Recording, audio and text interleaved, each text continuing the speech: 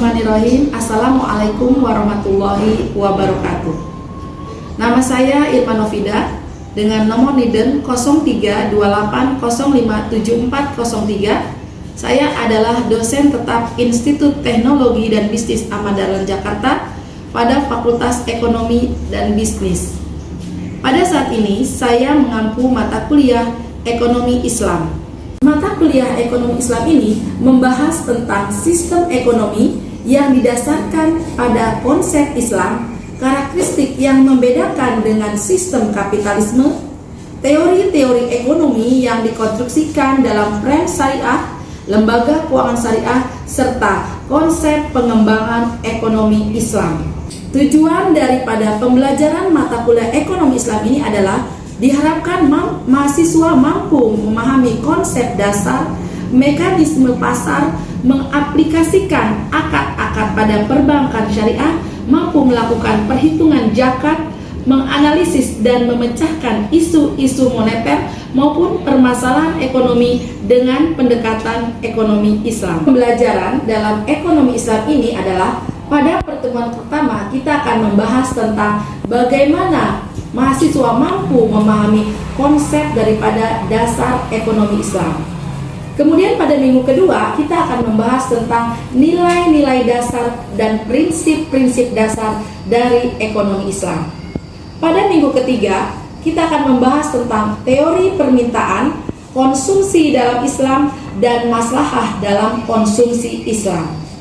Kemudian pada minggu keempat kita akan membahas tentang maslahah dalam produksi dan nilai-nilai Islam dalam produksi. Selanjutnya, dalam minggu kelima kita juga akan membahas tentang konsep pasar dalam Islam dan deregulasi harga yang adil. Kemudian pada minggu keenam kita akan membahas tentang konsep dan instrumen distribusi dalam ekonomi Islam. Kemudian pada minggu ketujuh kita akan melakukan evaluasi pemberian materi pertama sampai dengan materi ke-6. Pada pertemuan ke-8 kita akan mempelajari tentang peran jiswab dan perhitungan zakat. Kemudian pada pertemuan ke-9 kita akan mempelajari juga tentang mekanisme operasional lembaga keuangan syariah. Pada minggu ke-10 atau pertemuan 10 kita akan menganalisis dan memahami daripada kegiatan perbankan syariah, termasuk juga akad-akad dalam perbankan syariah. Kemudian pada minggu ke-11 kita akan mereview masalah moneter ataupun inflasi menurut perspektif ekonomi Islam. Pertemuan ke-12 dan 13 kita juga akan membahas tentang instrumen kebijakan fiskal dalam ekonomi Islam. Selanjutnya pada pertemuan terakhir kita akan memberikan pembelajaran tentang perkembangan ekonomi Islam di era revolusi industri 4.0. Dan pada pertemuan yang terakhir kita akan memberikan penilaian ataupun mereview hasil dari pembelajaran pertemuan ke-8 sampai dengan 14. Metode pembelajaran yang kami berikan kepada mahasiswa yaitu dengan tatap muka, dengan metode ceramah, diskusi, dan juga menonton video-video yang terkait dengan pembelajaran ekonomi Islam. Selanjutnya dalam sistem penilaian kami akan meminta kepada mahasiswa untuk melakukan tes tulis, tes lisan maupun tes performance dalam rangka mereview apa yang telah diperoleh selama kurang lebih 1 semester.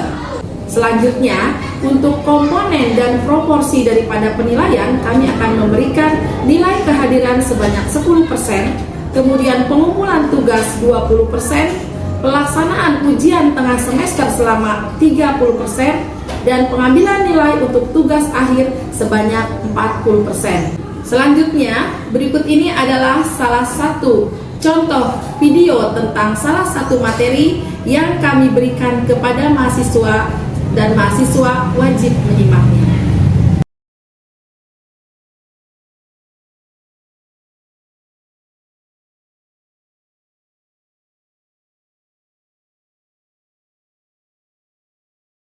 Bismillahirrahmanirrahim. Assalamualaikum warahmatullahi wabarakatuh. Alhamdulillah teman-teman mahasiswa, hari ini kita dapat bertemu kembali dalam perkuliahan ekonomi Islam dengan judul Perbankan Syariah. Minggu lalu kita sudah membahas tentang lembaga-lembaga keuangan syariah, dan tentu saja salah satunya dikenal kita dengan nama Perbankan Syariah. Di dalam Undang-Undang Nomor 21 Tahun 2008, kita ketahui bahwa bank syariah adalah bank yang menjalankan kegiatan usahanya berdasarkan prinsip syariah dan menurut jenisnya terdiri atas bank umum syariah dan bank pembiayaan rakyat syariah. Prinsip syariah adalah prinsip hukum Islam dalam kegiatan perbankan berdasarkan fatwa yang dikeluarkan oleh lembaga yang memiliki kewenangan dalam penetapan fatwa di bidang syariah. Bank umum syariah adalah bank syariah yang dalam kegiatannya memberikan jasa dalam lalu lintas pembayaran. Unit usaha syariah yang selanjutnya disebut dengan UUS adalah unit kerja dari kantor pusat bank umum konvensional yang berfungsi sebagai kantor induk dari kantor atau unit yang berdasarkan kegiatan usaha berdasarkan prinsip syariah, atau unit kerja di kantor cabang dari suatu bank yang berkedudukan di luar negeri yang melaksanakan kegiatan usaha secara konvensional yang berfungsi sebagai kantor induk dari kantor cabang pembantu dan ataupun unit syariah. Selanjutnya kita akan melihat tentang sejarah perkembangan bank syariah. Pelaksanaan fungsi-fungsi perbankan syariah telah ada dan menjadi tradisi sejak zaman Rasulullah, seperti adanya pembiayaan, penitipan harta, pinjam-meminjam, dan bahkan melaksanakan fungsi pengiriman uang. Namun pada saat itu, tentu saja fungsi-fungsi perbankan tersebut dilakukan masih secara sederhana dan perorangan sesuai kebutuhan masyarakat pada saat itu, sehingga belum terlembagakan secara sistematis. Perbankan syariah pertama kali muncul di Mesir tanpa menggunakan embel-embel Islam karena adanya kekhawatiran rejim yang berkuasa saat itu akan melihatnya sebagai gerakan fundamentalis. Pemimpin perintis usaha itu Ahmad Al-Nazar mengambil bentuk sebuah bank simpanan yang berbasis profit sharing atau pembagian laba di kota Midgemer pada tahun 1963. Eksperimen ini berlangsung hingga tahun 1967 dan saat itu sudah berdiri 9 bank dengan konsep yang serupa di Mesir. Bank-bank ini yang memungut maupun menerima bunga sebagian besar berinvestasi pada usaha-usaha perdagangan dan industri secara langsung dalam bentuk partnership dan membagi keuntungan di depan dengan para penabung. Di Indonesia sendiri kita ketahui pelopor perbankan syariah adalah Bank Muamalat Indonesia, berdiri tahun 1991. Bank ini diprakarsai oleh Majelis Ulama Indonesia dan pemerintah serta dukungan dari Ikatan Cendekiawan Muslim Indonesia dan beberapa pengusaha muslim. Bank ini sempat terimbas oleh krisis moneter pada tahun 90-an sehingga ekuitasnya hanya tersisa sepertiga dari modal awal. Dan pada saat itu IDB atau Bank Dunia memberikan suntikan dana kepada bank ini, dan pada periode 1999 hingga 2002 bank tersebut dapat bangkit kembali dan menghasilkan laba. Saat ini keberadaan bank syariah di Indonesia telah diatur dalam Undang-Undang Nomor 21 Tahun 2008 yang telah saya sebutkan sebagaimana tadi. Kita lihat pendirian Bank Islam di Indonesia dari Midgemer yang di Mesir hingga ke Bank Muamalat. Seperti data tersebut, di tahun 1963 ada The Midgemer Bank, kemudian 1973 Islamic Development, Philippine Amanah Banks, kemudian Dubai Islamic, kemudian 1978 juga ada Faisal Islamic 1977, ada Kuwait Finance 1978, ada Jeddah Islamic Bank.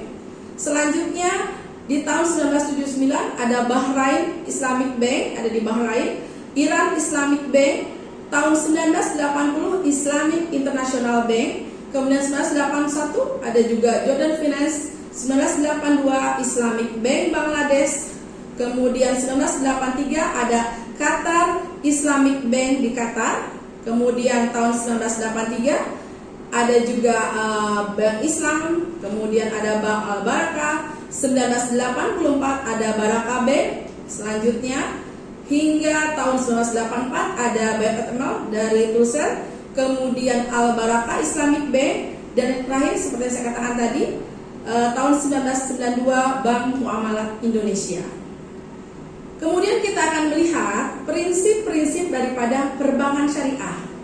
Prinsip syariah adalah aturan perjanjian berdasarkan hukum Islam antara bank dan pihak lain untuk penyimpanan dana ataupun pembiayaan kegiatan suatu usaha ataupun kegiatan lainnya yang sesuai dengan prinsip syariah. Selanjutnya kita lihat apa saja yang terdapat di dalam produk-produk perbankan syariah. Di dalam produk-produk perbankan syariah kita lihat ada produk penyaluran dana, kemudian produk untuk penghimpunan dana, kemudian ada pula jasa perbankan. Kita lihat yang pertama yang menyangkut daripada produk penyaluran dana. Terdiri dari apa saja? Di sana kita bisa melihat adanya transaksi pembiayaan yang bertujuan untuk memiliki barang. Kemudian yang kedua ada juga transaksi pembiayaan yang ditujukan untuk mendapatkan jasa. Kemudian transaksi pembiayaan untuk usaha kerjasama yang ditujukan guna mendapatkan sekaligus barang dan jasa. Selanjutnya ada akad pelengkap.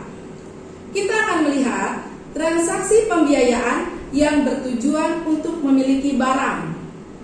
Transaksi ini dilakukan dengan prinsip jual beli atau bai, di mana tingkat keuntungan bank ditentukan di depan dan menjadi bagian harga atau barang yang dijual. Berdasarkan bentuk pembayaran dan waktu penyerahan barang, transaksi jual beli dibedakan menjadi 3, yaitu adanya pembiayaan murabahah, kemudian ada salam dan juga istisna. Selanjutnya, transaksi ini dilakukan dengan prinsip sewa ataupun izarah, di mana tingkat keuntungan bank ditentukan di depan.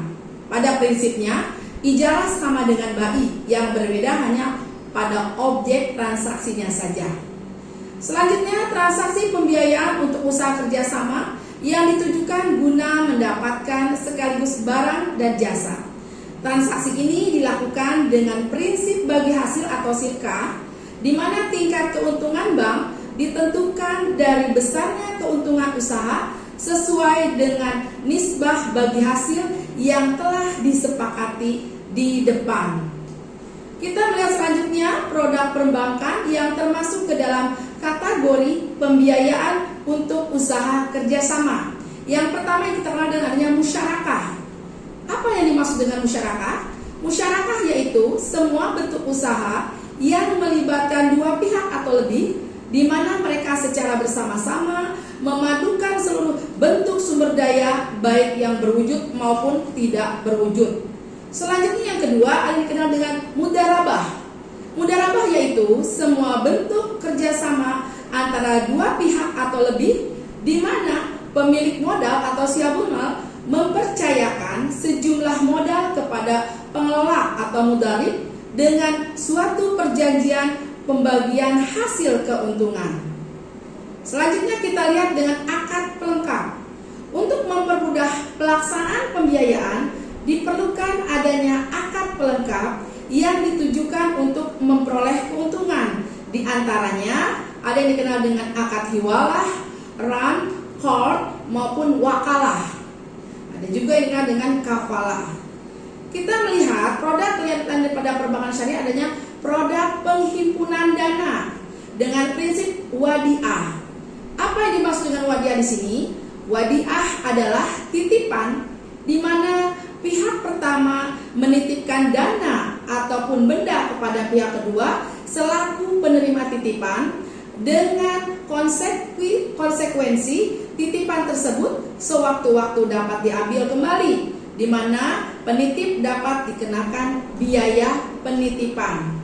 Selanjutnya, prinsip mudharabah. Prinsip ini diaplikasikan dalam produk tabungan dan deposito berjangka, di mana penyimpan bertindak sebagai sohibul mal atau pemilik modal dan bank sebagai mudharib atau pengelola. Kita lihat untuk akad pelengkap. Untuk mempermudah pelaksanaan penghimpunan dana, diperlukan adanya akad pelengkap yang tidak ditujukan untuk memperoleh keuntungan, diantaranya wakalah, yaitu pemberian kuasa dari nasabah kepada bank untuk melakukan pekerjaan jasa tertentu. Seperti apa? Kegiatan transfer dana maupun inkaso dan lain sebagainya. Nah, kita akan lihat produk perbankan syariah dalam prakteknya, produk maupun jasa atau prinsip syariah. Misalnya giro dengan wadiah yad damanah, tabungan dengan wadiah yad damanah, deposito ataupun rekening investasi bebas mudharabah, rekening investasi tidak bebas penggunaan mudharabah muqayyadah, piutang murabahah tidak tunai, investasi mudharabah dengan mudharabah, dan investasi musyarakah dengan prinsip syariah musyarakah. Kemudian ada pula investasi aset untuk disewakan dengan prinsip ijarah. Selanjutnya pengadaan barang untuk dijual atau dipakai sendiri, salam atau istisna. Kemudian bank garansi dengan prinsip kafalah, transfer inkaso, LC dan lain-lain dengan wakalah, safe deposit bank, wadiah amanah, surat berharga mudharabah. Selanjutnya jual beli falas ya dengan shop. Ini prinsip syariahnya. Nah, ini kita lihat sumber dan penggunaan dana, ada wadiah, ada mudharabah mutalakoh, kemudian musyarakah maupun mudharabah muqayyadah. Di sini terlihat daripada masing-masing bagiannya. Teman-teman bisa melihat, teman-teman mahasiswa. Nah, ini kalau kita lihat daripada strukturnya, wadiah, mudharabah mutalaqah ya, kemudian musyarakah. Di sini ada kumpulannya, primari dan sebagainya maupun mudharabah muqayyadahnya. Nah, kita akan melihat perbandingan antara syariah dengan konvensional. Dalam beberapa hal, bank konvensional, bank dan bank syariah memiliki persamaan terutama dalam sisi teknis penerimaan uang, mekanisme transfer maupun teknologi komputer yang digunakan, syarat-syarat umum memperoleh pembiayaan ya. Tetapi terdapat banyak perbedaan mendasar di antara keduanya, yaitu perbedaannya menyangkut daripada aspek legalitas, struktur organisasi, usaha yang dibiayai, dan lingkungan kerja. Kita lihat perbedaan antara perbankan syariah dengan perbankan terletak pada sistem pembagian hasil. Nah, ini terlihat ya. Pada perbankan syariah bagi hasil, kemudian perbankan konvensional disebut dengan bunga ya. Ada kemungkinan untung rugi ketika pada perbankan syariah atau bagi hasil, tetapi pada bunga asumsinya selalu untung. Kemudian yang kedua, didasarkan pada rasio bagi hasil dari pendapatan keuntungan yang diperoleh nasabah pembiayaan. Sedangkan pada bank konvensional ini akan dilihat berdasarkan pada jumlah uang pokok atau pinjaman.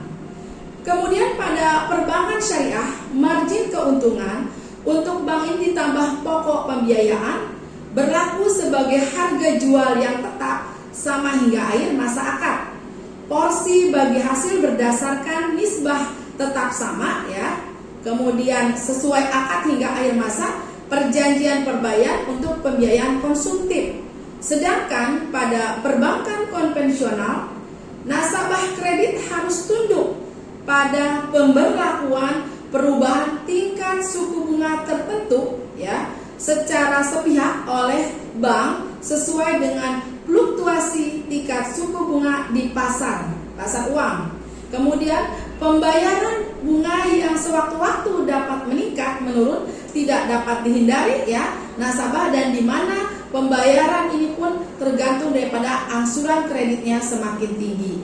Selanjutnya, adanya jumlah pembagian bagi hasil berubah-ubah tergantung daripada kinerja usaha perbankannya. Pada perbankan syariah tidak tergantung pada kinerja usaha. Jumlah pembiayaan bunga tidak meningkat meskipun untung besar. Selanjutnya, pada bank syariah juga melakukan investasi yang halal-halal saja. Tetapi pada bank konvensional, investasi yang halal dan haram ada di sana. Pada perbankan syariah berdasarkan prinsip bagi hasil jual beli atau sewa. Nah, ini memakai perangkat bunga pada bank konvensional. Pada bank syariah non-profit dan berorientasi mencari kemakmuran di dunia dan kebahagiaan di akhirat. Sedangkan pada bank konvensional profit oriented. Kemudian pada bank syariah juga hubungan dengan nasabah dalam bentuk hubungan kemitraan. Sedangkan pada bank konvensional hubungan dengan nasabah dalam bentuk hubungan debitur-debitur. Dan selanjutnya, penghimpunan dana, penyaluran dana harus sesuai dengan fatwa Dewan Pengawas Syariah. Nah, di dalam bank konvensional tidak terdapat dewan yang sejenis. Kemudian kita lihat permasalahan yang dihadapi di dalam perbankan syariah. Nah, yang pertama, belum tersedianya sumber daya manusia yang memadai. Kemudian pemahaman masyarakat yang belum tepat terhadap kegiatan operasional bank syariah. Kemudian peraturan perbankan yang berlaku belum sepenuhnya mengakomodasi operasional daripada perbankan syariah. Jaringan kantor bank syariah yang belum begitu luas. Kemudian kurangnya deposito, ya, likuiditas berlebihan atau expensive liquidity. Nah, selanjutnya adanya problematika biaya dan profitabilitas. Masalah pendanaan pinjaman untuk konsumsi. Nah, ini juga. Selanjutnya, tadi kita sudah sebutkan tentang adanya Dewan Syariah Nasional. Katakan, apa yang dimaksud dengan Dewan Syariah Nasional? Ia adalah bagian dari MUI yang bertugas menumbuh kembangkan penerapan nilai-nilai syariah dalam kegiatan perekonomian pada umumnya dan sektor keuangan khususnya, termasuk usaha bank, asuransi maupun reksa dana syariah. Jadi Dewan Pengawas Syariah di sini adalah badan independen yang ditempatkan oleh DSN pada bank-bank syariah, di mana tugas utamanya adalah mengawasi kegiatan usaha-usaha bank agar tidak menyimpang dari ketentuan dan prinsip-prinsip syariah yang telah ditentukan oleh Dewan Syariah Nasional. Selanjutnya, sebagai penasehat dan pemberi saran kepada direksi pimpinan unit usaha syariah dan pimpinan kantor cabang syariah mengenai hal-hal yang terkait dengan aspek syariah. Sebagai mediator antara bank dan DSN dalam mengkomunikasikan unit usaha dan sebagai pengembangan produk dan jasa dari bank yang memerlukan kajian dari fatwa dari para Dewan Syariah Nasional. Sebagai perwakilan Dewan Syariah Nasional yang ditempatkan pada bank, DPS wajib melaporkan kegiatan usaha serta perkembangan bank syariah yang diawasinya kepada DSN sekurang-kurangnya 1 kali dalam setahun. Baik, demikianlah teman-teman mahasiswa yang berbahagia untuk materi hari ini. Sampai berjumpa kembali minggu depan. Wabillahi taufiq wal hidayah. Wassalamualaikum warahmatullahi wabarakatuh.